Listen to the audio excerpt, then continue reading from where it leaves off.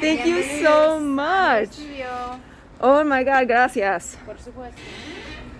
Oh my gosh, I'm so excited.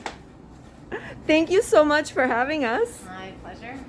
Okay, now your studio is not on campus. This is the Bakehouse. Yeah, my studio's here at the Bakehouse Art Complex, which actually this fall will be celebrating 35 years in existence. It was originally started by a bunch of artists that moved over from Coconut Grove. There's approximately 60 studios here, some mostly individual artists or a couple studios with more than one artist in it, and artists with all different media and materials. It's like sculptors like myself, painters, photographers, fashion designers, just kind of like a mix of all different types of practices, all different kinds of people from all over the world and stuff. So it's pretty awesome in that regard. And there's a main building that has most of the artists in it, and then there's a few studios outside for those of us that are dirty, dusty, loud, and smelly, like myself. So you have one of the outside units. Yeah, I have one of the outside units. So most of the time people walk out and they think it's a parking lot, and they don't even like walk over. And the front of my studio is pretty innocuous. It's just these big gray pieces of metal and chain link fence. So most people don't even realize that there's a studio here. Yeah. It's always a surprise when I open the door because I feel pretty chock full of stuff in here. So yeah, but it's nice because then I can work sort of undisturbed. But if I need to like sand something or doing something messy, I just like pop out and do that. Though I have various areas in here that are dedicated for specific tasks that have ventilation. Right. Because I have to have ventilation. That's actually in Miami when I was looking for studio spaces. Literally the Bakehouse was the only studio place that's like in a institution that could accommodate me, because everywhere else is the walls don't go all the way up. There isn't ventilation, yeah, they couldn't accommodate me. I have to have ventilation. That's an absolute requirement for me to be able to ventilate for my studio. I also do like air conditioning in Florida. Yeah. It's hot. My first 2.5 years here at the Bakehouse, I actually had a studio across the way in what I call the cages. I remember that studio. Yeah. Basically, it's like a chicken wire fence with a corrugated tin roof. When it rained, it sounded amazing and incredible. But I got like a lot of the, I don't know if you just heard, that was an airplane. Elon Musk flying another rocket ship. No. But it's just like another, we get, the airplanes, and so we're also right by 95, and so there's a certain level of just like brake dust and filth that sort of would land on everything, so it was sort of dirty all the time. My tools started to rust, which started to make me very sad, and I was like, I need to do something. And then this guy was moving out of this studio, and I walked up, I was like, hey Larry, are you moving out? And he was like, yeah. I'm like, yes. And he was like, not a negative gesture, we'll say, towards me. I was like, it's not that I don't love you, dude, but I've been coveting your studio, and you're like never here. It's and mine. I really want it. So I was delighted. Love you, Larry, but I wanted your studio. Now, how is it like being in a place like it's almost like a commune of artists? I mean, do you think that's positive and it's something that every artist should experience? I mean, aside from... It depends on your practice. I mean, and what you like. Like some people really like to be alone. Yeah. and though I am often like alone and undisturbed because people don't know I'm here. There's artists that have studios here that don't even know that this space exists. Wow. So, which has been sort of funny at times. I don't know. It's I feel like I have the best of both worlds being out here, because like I really like being a part of an artistic community, because I like to get feedback from people when I'm doing various different processes or pieces.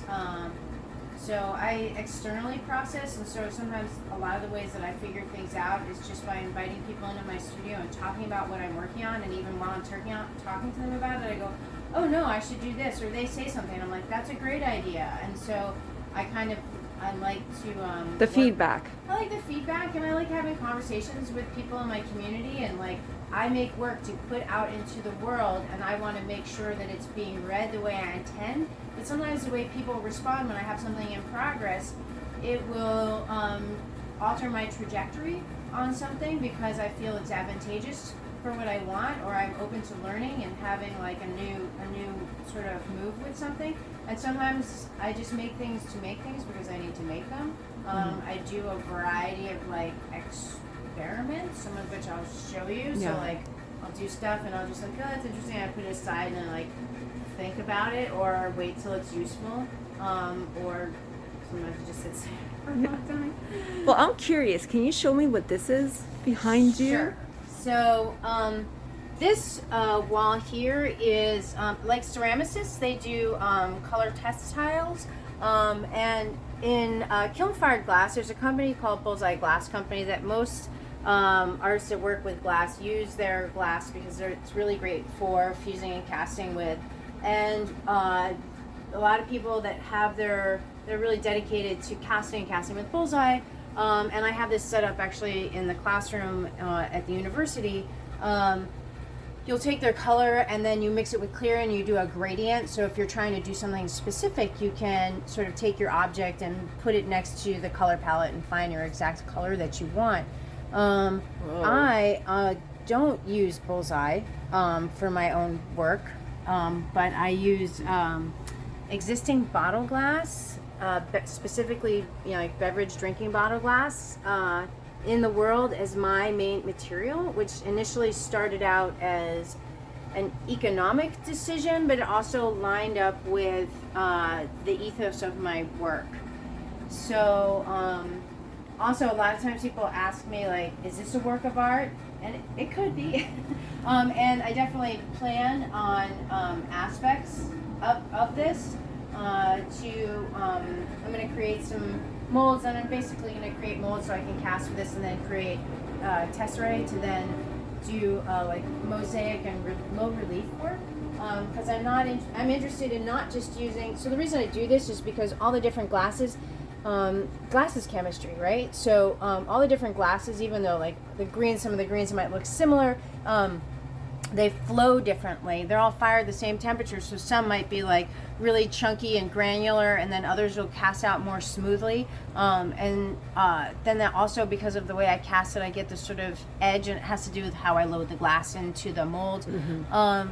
And so for me, in doing a wall relief, I look at not only using this surface, the visual texture, but then also the actual texture on this side. So being able to use a tile in a multifaceted way, not just from one particular angle. And then when you look at, say, let's see if there's one here where I was particularly... This is so pretty with the blue specks. Yeah, and this happens because of the enamel on the glass. So enamel is glass that's painted on the bottle, and so it will show up in the glass. Same with like this Pinot Grigio here also, like the enamel shows up. Rolling Rock Sprite is another one, wherever that is. Yeah, Sprite here has the white. And then you'll have something like Grey Goose, which is on here somewhere. And like some of the colors are fugitive, so they'll go from like, you'll fire it and it'll go from a blue to a gray. So the color won't stay when it gets fired, but a vestige of it will, so it'll be like a different color. So here's like Corona, and it has some of the that had an enamel on it in there, so it really pops. Sometimes when I've like fused with it or even cast with it, I've actually had some of the words remain, and you can see them on the surface, which is pretty cool. I haven't specifically like laid a tile and been like, ooh, I want to make sure everyone sees that, because who's got time for that? I mean, people do, but I don't necessarily. I'm trying to find one that shows when you cast. I don't have one of the things here with me, which is a shame. I have it in my office, but so when you crush up the glass really finely, and if I put it in a ball mill and I create a powder, the powder is super opaque and very powdery looking, and will be it. So I can, from the same glass. Depending on how I use it, I'll get different visual textures that I can utilize. So if you look at this one in particular, so the Jägermeister, right? Mm-hmm. I put the fine granules on the bottom and then the chunkier pieces on top, and you can see a distinctive line there. So when I'm loading it into a mold, I can use that as a way to push and pull objects within my imagery, or the thing that I'm making. So sometimes I'll do that really specifically, or I'll cast it because I actually want to show off, like that'll be the point of the texture of what I'm showing in the piece. So it's a color palette. A frame of reference, maybe? Yeah, well, if I want to make something, I can be like, okay, I'm going to use this, that, or the other. I'm going to juxtapose these together for this particular piece. I do end up with a rather limited color palette. But there are ways around that, always. So I'm not a purist by any stretch of the imagination. So, you can always add oil paint onto the surface of stuff, or coat it in rubber, or resin, or fabric, or flock it, or, whatever it is that seems appropriate for what I'm working on. Well, let me look around. Sure. I remember this piece. Can you tell us a little bit about it? Joe? Joe? Okay, so... This is part of the faculty show, and it photographs so beautifully. It's really it just dusty at the moment. I apologize. no, but it catches the light amazingly. So yeah. So here at the Bakehouse, Joe Gideon has been a part of it since its inception. He's been a handyman, repairing things in the building, a lot of the masonry work in particular, and also a lot of gardening in the grounds. He originally immigrated from Haiti to the Bahamas and then to the United States. He's probably in his 90s now, and Joe, everyone, he's okay, I don't even know how to put this. I do. So he's, to me, he's a walking saint, right? He's a really, really important person. He's one of those people that maybe doesn't necessarily get paid as much attention to because he's not in a specific role that calls attention to him. Right. But I think he has some of the most profound lessons that any human being can learn. And I know this because I have spent time talking with him, working with him on projects. He often comes to me, knocks on, and he says, do you have screw? You have screw? Or something like that. Or he'll need something, and I go to Home Depot and I'll get it and I'll bring it for him, and I'll either just give it to him or I'll leave it out in front of his door if I'm dropping it off late, because he lives here on the grounds, and he calls me Home Depot. So he gives different people nicknames based on his sort of relationship with them. So I'm Home Depot, and which is funny. But he's old, and I just he's carrying a Bible. He's carrying a Bible. So he's a super important person to me. And so I decided... well, I've heard that so many of you from here, you guys love him very much. He's super loved by a lot of people. He's very, very important too. He's touched the lives of every single artist here. To me, he embodies all these things that are like, he is kind, loving, and good-humored every time you see him, no matter what. And I decided that I wanted to make a monument to him because I felt like he was an important person.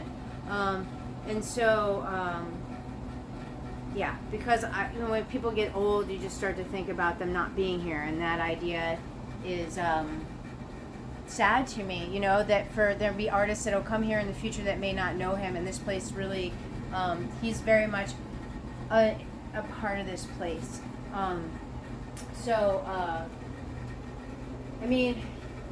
He reminds me of a lot of things. Like, he reminds me, like, he has problems with his knees, so when he's doing stuff, he reaches down and he gets stuff and he does things on the floor, and he can, like, fully bend over and, like, do stuff on the ground without bending his knees. And I know so many people that, like, can't touch I can't their do that, toes no. which I'm always, I'm like, it's crazy to me. But like when I see him do that, which is out of like necessity and a desire to do something there, like he has maintained a flexibility so that he's able to do that, and that's a really amazing thing. He talked about his grandfather always telling him, like, if you see something that needs to be done, you just do what needs to be done. You don't seek permission, or you don't necessarily seek like what is approval from other people. If you see something, it's the right thing that needs to be done, you do it. Yeah. Right. And even if it's at a cost to you, it's something that you take care of. It's an ethos of responsibility, not just to oneself, but he means it to the community. So when he does a lot of masonry work, so if he sees like the ground is unlevel somewhere, he'll mix up masonry and he'll fill the hole without being asked, right? Because he's caring for the people in his community and his immediate environment, which also aligns with a lot of what my work is about. And so I think that's a really powerful message. And the fact that he's like really kind, loving, and welcoming to everybody. I've like come here and I've come into the building and he'll happen to be standing in the doorway and I'd be like, hey, morning, Joe, or whatever time of day it is, and he's like, oh, I've been waiting for you all day. And I was like, all day? He's like, yes, all day I've been waiting, holding this door open just for you to come through. Which is like hilarious, but it makes me smile and it's really funny. So he's just like, he's got a great sense of humor and just like a kindness and that thought of like doing for others. And so to me, he embodies, I think, a lot of what we need more of in this world. And he's someone that normally wouldn't be held up as a monument or someone to look up to because of his standing within society, right? But I think he's like one of the greatest teachers. It's a beautiful piece. So this is hand cut sheet glass, and it is just free stacked, so it's not glued at all anywhere. And it just looked like it took so much time. It took a fair amount of time. I couldn't tell you how much time it took because in between making it, we had COVID, and I couldn't come to the studio for a while. Quarantine because the building was closed for a while, so I couldn't continue to work on it. So, I just took the time it took, whatever that was. Yeah. And the base is inside. It's wood, hollow wood that I extruded and CNC cut. I did to create a template that I used to trace onto the glass and then hand cut it all. I like to lean into technology and I use it as a tool, but then I really like to do a lot of things analog. So I use it as necessary. I mean, I can't really go to a 90-year-old and be like, hi, can I take a full body mold of you? You know, like that's just not going to fly. Right. You know, and I wanted him with his shirt on, all that kind of stuff. So he allowed me to 3D scan him, which I had to do like about 3 times till I could really get it without like weird anomalies popping up, and that was like a learning process for me. And so then I did that. And then I extruded the last piece to go straight down to the floor, and then like cut it out of wood, and then I hand applied the concrete onto chicken wire or hardware cloth onto the wood. I don't stain it, I don't seal it. When I cut the edges, I don't grind them or anything like that, because to me, see, glass, like cast glass and this glass, what it does is it captures light and it refracts it, right? And the faceted edge here reflects the light. And for me, Joe is light. Joe reflects and shines light onto everybody that's in his community. And so that to me, it's like, it looks like him, it's like not a direct copy per se, like a photographic representation of him, but to me I'm representing his spirit, right? So it's not about, it's like exactly everything that when I look at him, like, oh yeah, those are his cheekbones, like, because I know he has like his really high cheekbones. I recognize like the back of his head and stuff like that. Also, as you noted, he's holding his Bible, so whenever Joe takes what to him are important pictures, when he's taking like a group picture or something that he knows has meaning and content, he always wants to have his Bible with him because that's something that's important to him. And so so he had it in this picture. I just also coated the bottom with the concrete and left it pure and just had it be an undulating line because to me it sort of references the cloaks that you'll see like monks or priests or ministers or rabbi or anybody kind of wearing. So I could see that. Like that sort of spiritual sort of component. It is his height, as accurately as I could take a measurement of him and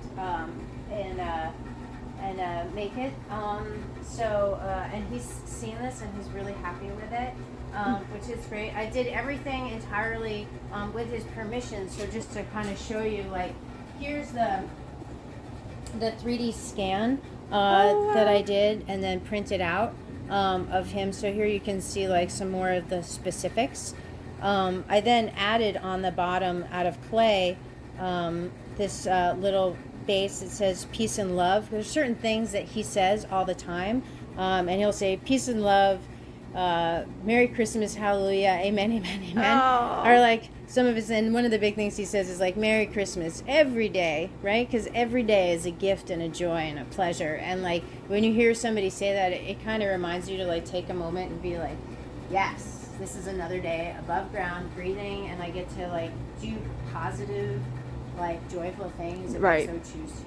Yeah. And so he to me is a reminder of that. And then I made these, and then I made these little castings, which I used to create as fundraiser pieces to help me pay for the materials and the time to make the sculpture. These are so nice, and they're all different heights too. So I cast them. So this is the wax version. I need to do a little bit more cleaning up on this. So it has a really large base because when you cast, that's where the glass sort of goes in there, but then there's always residual glass left over, which I use as a base for the monument to make these sort of like little totems and monument pieces for people to have, so you can have like a little sort of good energy in wherever you choose to put these pieces. I know people have them here in their studios. I made them super affordable because I want my artist compatriots to be a part of this, which I know many of them do. So I do have, one still available if people want to participate and have a little bit of awesome goodness in their spaces. I fully made him aware of everything that I was doing, consulted with him, and I had his approval on absolutely everything because it's his image and that's how it's used. I have to use with his permission. Right. And he was happy. And there are times when people have said, like, hey, can I take your picture, Joe? And he's like, no. So he doesn't let everybody necessarily do it, so I feel very privileged. It's a beautiful friendship. And like I have some wood in here that like he wants to make a frame for a mirror that he has because he wants to give it to some people at one of the clinics that he goes to, and so like I find out what he wants, I make a frame, we kind of work together, and I make those things happen. Now you have, there's so much to look at, like in your space, and I was just wondering, is there a rhyme or reason in terms of how you organize, how you keep your studio? Yeah. Because I see you have an office area. I do. And you have storage. I do. Yeah. Now, did you make all this yourself? Some of it, yes. That loft was existing when I moved in, but I built the other lofts, and all the table. Somebody gave me this table. So actually, this one, somebody gave me this table. But I built these other tables, all these other tables here. This area in particular is my little like hood system. So this area, I need ventilation, right? So when I'm making molds, so I like put in this whole situation so that when I'm making a mold, I still wear my respirator, but this sucks all the like plaster and silica like out of my space. Over here in the corner, I actually have a wax pot which has its own ventilation hooked up to it. This is so cool. So when I have this on, I cannot smell the wax pot in my studio at all, which is really important because brown wax is carcinogenic, and so do not want to be huffing that. Right. And if you huff it a long period of time, people will start to develop what's called wax sickness, where when you smell it, you immediately feel nauseous. And being that it's a material that's going to be a part of my life for a long time, I don't want that to happen. So better safe. Yeah. Sorry. So what does a typical day in the studio look like for you when you come in here? Is it work immediately or? Pretty much. I do some research here on occasion because I just like to be here sometimes. or sometimes I might have something in process that I then have to wait. And so while I'm waiting, sometimes I do research, but I tend to do most of my research at home, honestly, and not here as much. I mean, I do have the sort of office/desk area because I do end up doing stuff like that here. Also, it stores other materials that I keep here, and also like words and articles. And I did a residency at the Vermont Studio Center a few years back, and I went. How was that? It was That really like a great. great It was great. I experience? went for a month. It was amazing. I met like awesome other artists. They had like artists that gave talks. There was not only artists, visual artists, but there were also writers, which was amazing. And they gave readings of what they did. There were studio visits with visiting artists, which was awesome. And I went there intentionally to disrupt my practice, to work in material in a way that I didn't normally. So I focused on book arts because I'm super fascinated with them. But one of the things I did was I just looked at my like Instagram and my website and statements, and I dissected my practice into individual words is how I would describe it. Mm-hmm. And then I posted them up on the wall super randomly, so that I could start to look at the words and sort of consider them like proportional beauty, or visceral ecology. And so I could play with the words, and I discovered that no matter really how I put these words together, they still all were true and spoke to what my work is about. And I have them up here. I have a lot of ideas, and one of my problems is focus and editing. And so by having this here, I have it up to help me focus. So it's a tool. It's a tool. It's a full-on tool to help me focus. And it's part of it. And then part of my research, a big part of my research, which has been for a while now, is I get the New York Times at home, and so I read the articles. I clip out pictures. There's this article here, and I was reading it, and it really helped me hone in on the sentences: how I treat animals in my environment speaks to how I treat others, as well as how I believe I deserve to be treated. Why there's a picture of a rooster above it, pretty regal looking rooster. There's nothing else behind that. But also when I look at the photographs that are in the New York Times, they're just totally stunning, beautiful pieces of art. Beautiful photos, yeah. Yeah, they're beautiful photos. And I'm also like strangely attracted to utter destruction imagery, and I haven't really quite figured out how that fits in, but I know that it's important to me.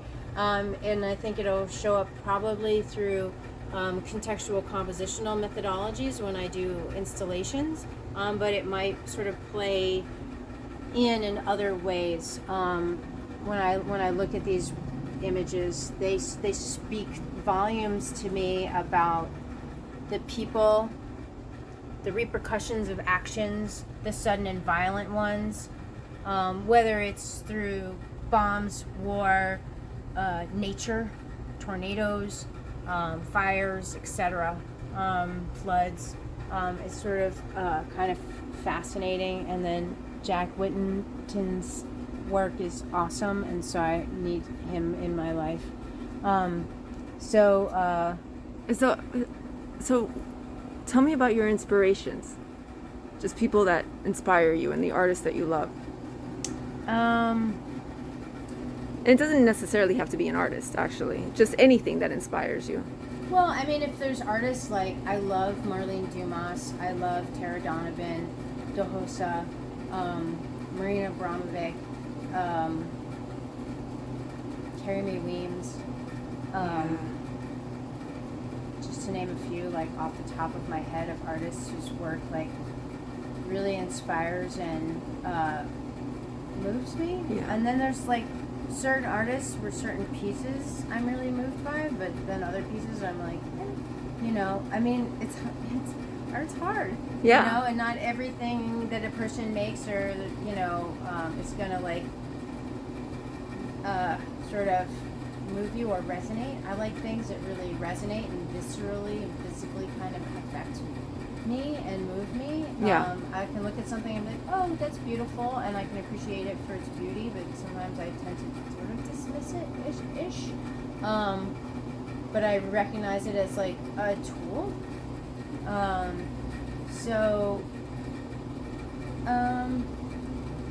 Yeah, I don't know. So I guess those are some of the artists that I really admire. I mean, Anthony Gormley is another artist whose work I really. I mean, I could go on if I sit here and like start to dig in. Dig in and even. Yeah, there's a wide variety of artists, and they're in different realms because I've done performance art, so like that's why Marina Brombeck, and then there's like a whole host of women that have done like things that I think are like kind of amazing and art. Like the whole project of Woman House is something that I think is a phenomenally incredible project. I think it's amazing. Like, you know, am I a huge Judy Chicago fan or Miriam Shapiro fan? Like, not so much, but that project is like amazing. Do I appreciate those women and what they've done? You know, absolutely. I stand on their shoulders 100%.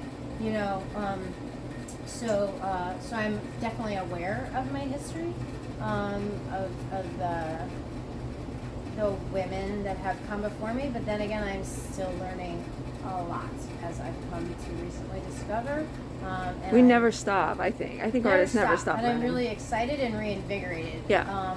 And that's amazing. I mean, that's the beautiful thing about practice is that it's called a practice for a reason. Yeah. So you noticed I'm checking out this wicked chair. Can you tell me about it? Yeah. So I was driving home one day and I saw this chair and I was like, have to have that. Opened up my trunk and threw it in there. It is so cool. So, yeah. Very like Vlad the Impaler. It's regal, and it's very regal. I feel like I should be a Queenie Wahine when I have to sit down at the desk. So and then I put it on a little base with wheels so I can roll it around. You roll it. Oh my gosh. Yeah. Oh, I didn't know it did that. Okay. Yeah. So yeah. So that's I don't know. I have been known to stop at the side of the road and pick up a piece of trash. Well, hey. Make it my awesomeness. No. You have to. Yeah. It's. I mean, why not? Why not? So this is awesome. Like, you have here. It's a different workspace. Now, do you separate in terms of location of your studio where you work on certain things? Do you work on one project, or do you have to do multiple, let's say? Generally, I'm working on multiple projects at a time, which is why it became like super, super important that I have those words on the wall, because I can get really distracted. So I have different stations, as you probably noticed, throughout my studio, because I'll be working on one thing and it has to like, the plaster has to set or the rubber has to set. So then I'll come over here and I'll work on something else. Or an individual project requires me to work on different components and I'll work on them simultaneously. So there's that. I have a lot of work up in storage in the bins and boxes up above. I went to an artist talk many, many years ago and I heard these artists say that like, yeah, we made this gigantic thing and then the show was done and then we had to move our studio like to a different state, and they were like, how do we move this and where do we store it? And so that then changed how they made all of their work. And they thought of it in terms of, in a lot of parts, forgetting the right word for it. But, so that, I think, affected not only how I think about making work when I make something, like how am I going to store it, how am I going to ship it, but then also has ended up affecting the various artists that I like. So I tend to really love artists that work in multiples. Andy Goldsworthy, yet another like artist who I absolutely adore, who works in multiples but with nature, and then there's this ephemeral quality to all of his work. So I think it's totally amazing, which goes along the lines with performance art, having that sort of quality to it. So I have different stations, right? So this table here, the mat board obviously is left over. It's like from book arts types of things or other material things. So it's more of like a clean area, or I might use it for drawing maybe, which I recently. So this is, I did a project that I was working on when we went into quarantine that continued through quarantine. And it was a collaborative project with one of my coworkers and his wife. And so that still had to get done even though we went into quarantine. So I was very busy. How was the pandemic for you? Like, how do you, I mean, it was obviously, it's it's still going on, so it's a It very is, painful but time. like I was super busy working on a project and teaching. I just went into hyperdrive and made sure that my classes were super dynamic and really interesting and engaging.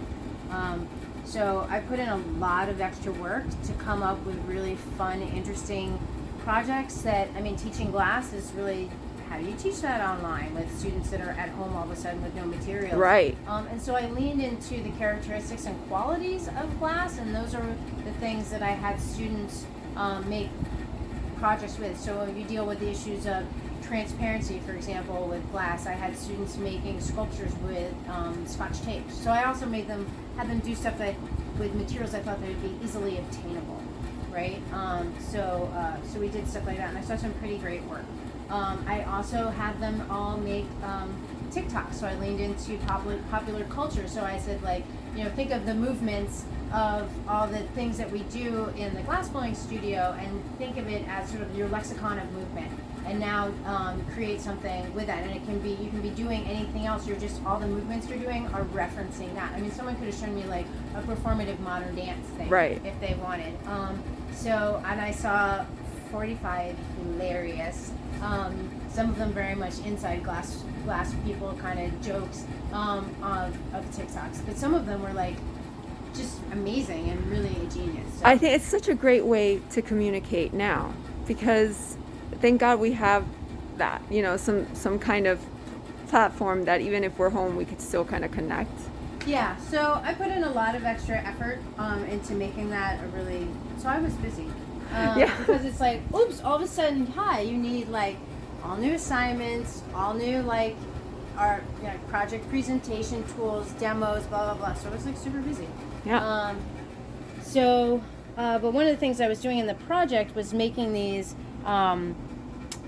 little glass fused pieces, right? So these are all made from recycled glass. And I did a show many years ago at Mindy Solomon's Gallery where I did a bunch of these big drawings that got a lot of positive response.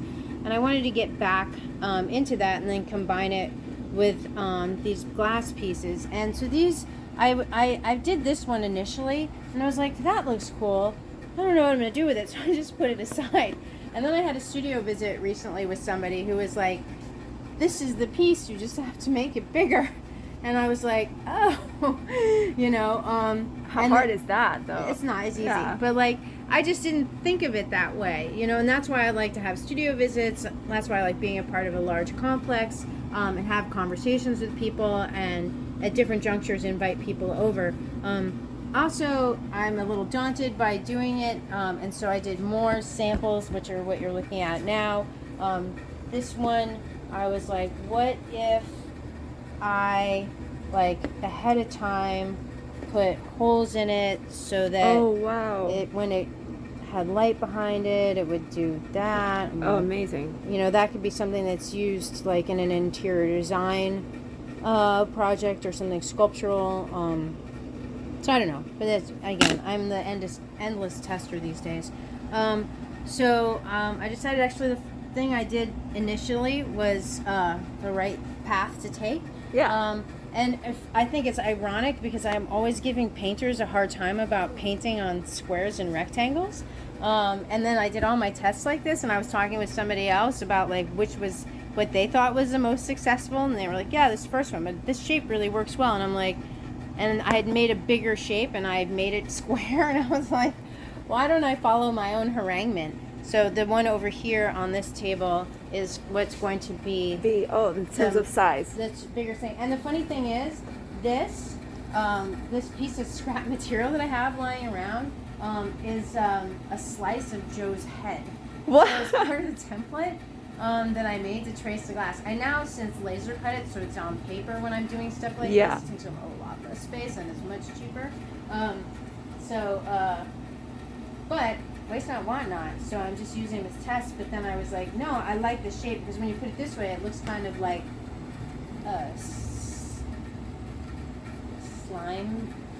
Kind of, but I see so many other colors, not just green for some reason. Well, yeah, I drew in the back. Wow. And so, so this has that. It's insane, the reflection you get too. Yeah.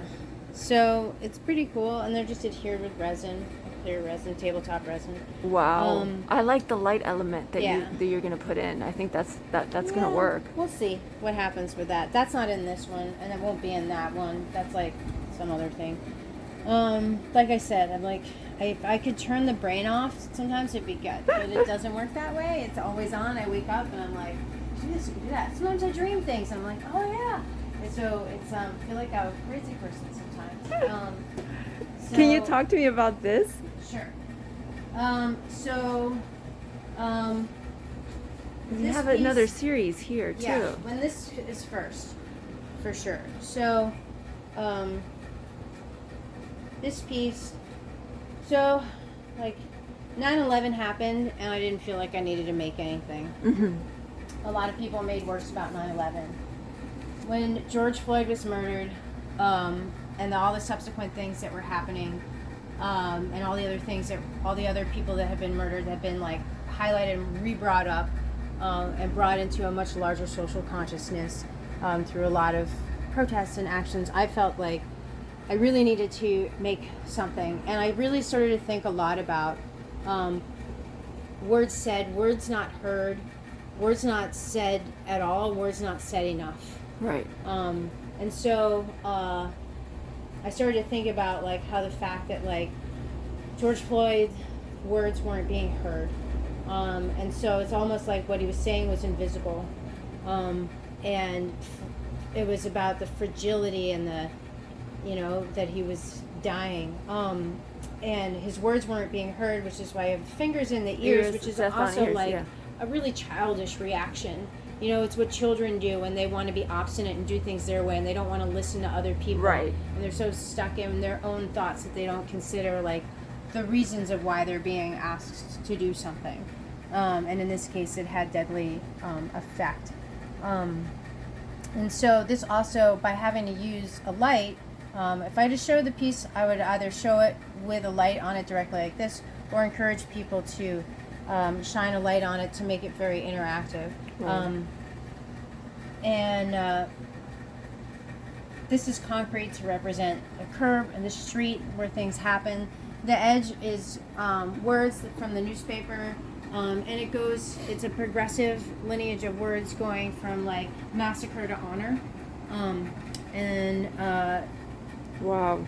So that is what is on there, and sort of referencing like the asphalt of the streets, and sort of the line is just for the violence of things that happen there.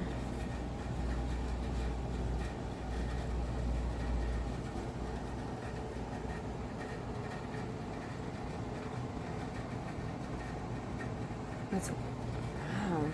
And then on the back is a collage. So my house was embarrassingly looked a little bit like a hoarder's with a bunch of newspapers, but I had really worked with going through all the newspapers and pulling collage imagery out of there from the protests. A lot of what I did during this period is I've been just educating myself. So I've been not only reading a lot of the articles in the paper, which are bringing a lot of interesting things to the forward, but also I've been reading a lot of recent books that have been published. I'm also listening to a lot of audiobooks of things that have been published in the past about a lot of these issues. And it's so I figured like also as a teacher, as an educator, professor, like I have a lot of power, and I have a lot of opportunity to create forms for dialogue, for learning, for understanding, for educating each other, and I really want to utilize that platform to the best of my ability. Within this collage, like I'm especially in love with like these women's faces, right? There's a lot of pride and self-empowerment, Right. And strength and like and beauty in it. And as a woman, like it's just something that like it's where I find my entry and my identity is just being like a woman in the world, and just like dealing with gender issues. Totally not the same thing, but their issues are compounded, right? But it's where I can find my entry and my solidarity and my level of understanding and working on further educating my understanding, and just like the need for self and group empowerment, and I'm like fully in support of that. And so I have like a variety. The image here are both from this sort of, I don't know, it's sort of kind of all components are in there. It's a really strong piece. And it's like, I don't know, like whatever happens to it, but for me it's like important if it's just for myself forever, that it was something that I had to do. I also learned doing collage is really, really difficult. It is. It's not as easy as people think. It is not even slightly easy. So big props to those decoupage people. Like that's, I mean, I always knew that was phenomenal, but like just in the compositional aspect, like really difficult. And I look back on it and I'm like, oh, change this, that, and the other, but I think that's, standard. Right. For looking back on most things. So yeah. So is the presentation similar to this one? So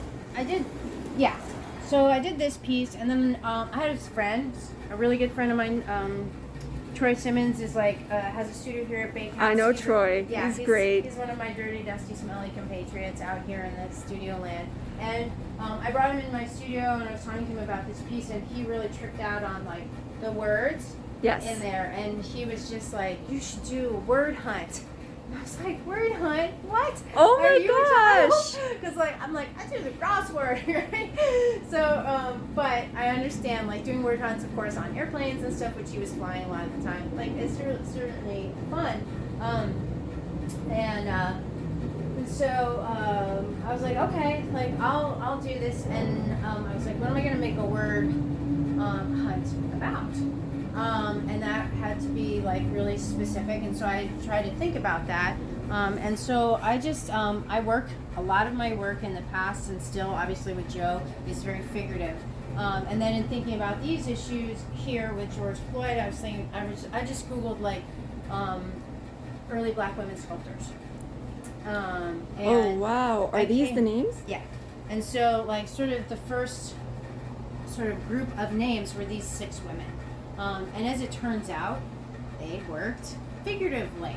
And so, in talking about earlier when I was talking about, like you said, who are your favorite artists? I'm like, oh look, I have more women artists who worked in a vein that's similar to the one that I now work in. So these are shoulders on which I stand that are supporting me, right, from history. And so I'm learning about them. I was a little familiar with 1 or 2 of them, but like I'm learning more about them. And so I created this word find. Their names are obviously not whole. They're broken up into the individual components in the word find.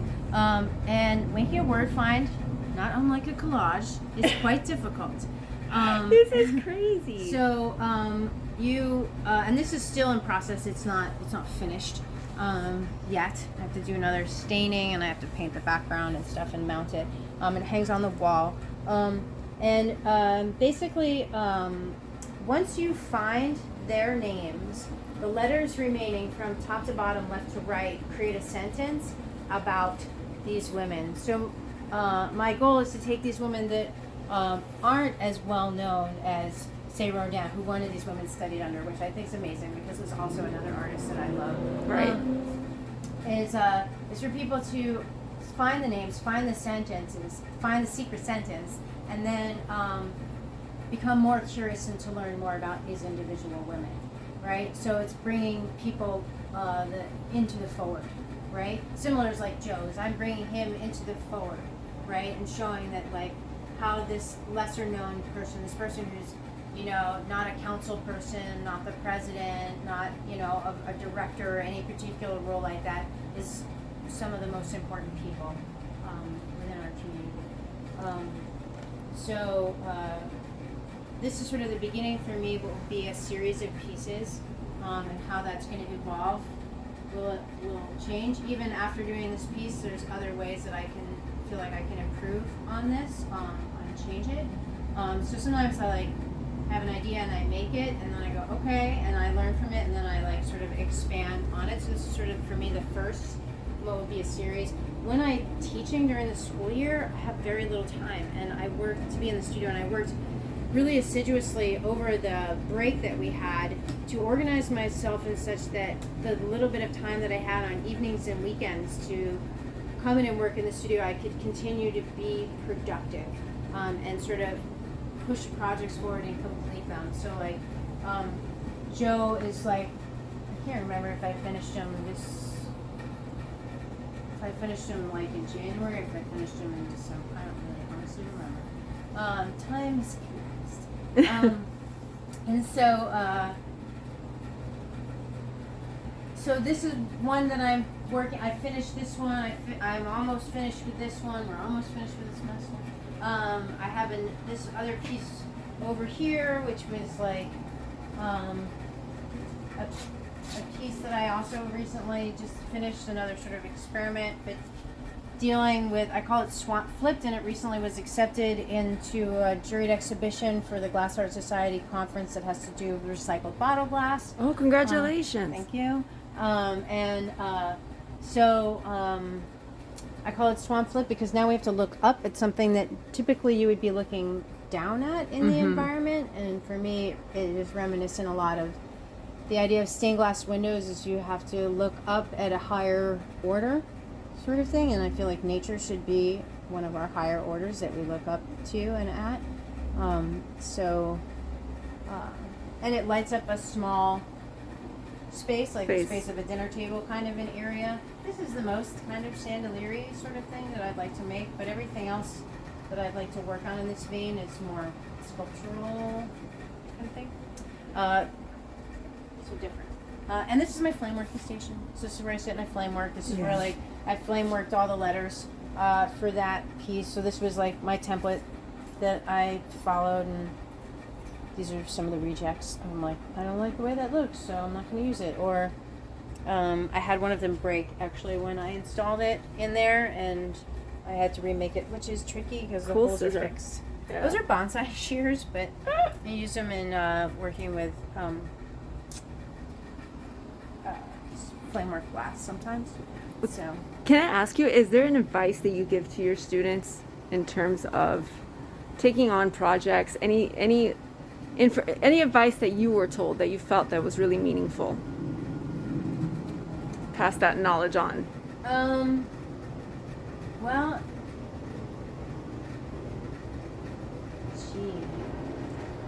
make a model. Make a model. Yeah. Wow. Yeah, so Rudy Serra was my sculpture professor in undergrad.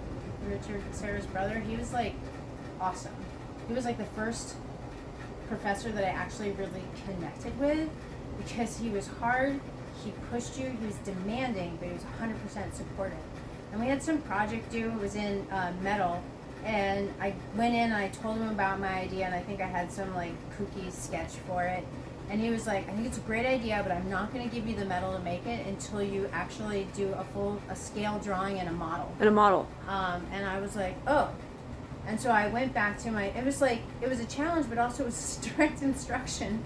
So I went back to my dorm room with graph paper and like a glue gun and cardboard and pipe cleaners, and I figured out and I made a scale model of it. At one point, for part of it, I had to figure out the circumference of an oval, which I didn't know how to do.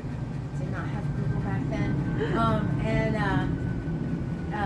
So I went to the science department or the math department, and I went to the secretary there, and I was like, "Can I leave you with a question to have any of the math professors answer?"